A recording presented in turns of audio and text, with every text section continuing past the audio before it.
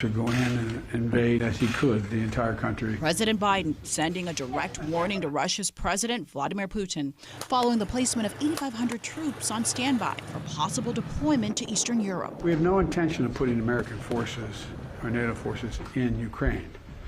But as I said, there are going to be serious economic consequences if he moves. If Vladimir Putin thinks that renewed aggression won't be met with severe, swift, united response, he would be wrong. Officials confirmed those U.S. forces, if deployed, would not be assisting in a combative role, but to provide support for NATO allies. For weeks now, Russia, in signs of aggression, has staged roughly 100,000 troops along its border with Ukraine.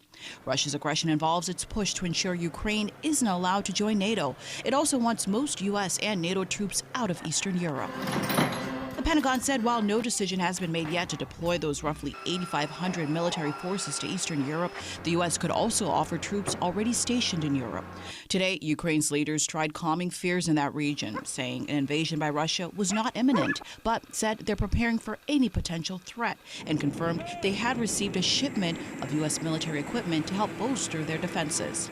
Boris Johnson, the British Prime Minister, also pledged his country's assistance, saying they're prepared to deploy troops to protect NATO allies in Europe. Ukrainians have every moral and legal right to defend their country, and I believe their resistance would be dogged and tenacious, and the bloodshed comparable to the First War in Chechnya or Bosnia. The Department of Homeland Security warned of possible Russia cyber attacks amid these growing tensions against U.S. networks, with the U.S.'s involvement in efforts to de-escalate a potential Russian invasion of Ukraine. The White House commented on this potential threat. Broadly, we are always preparing for any action that related to cyber or any other activity that any country could take, but I don't have a prediction about that at this point in time.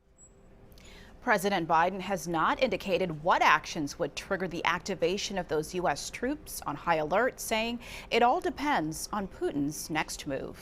That's the latest in the newsroom. I'm Corinne Winter. We'll send it back to you in the studio.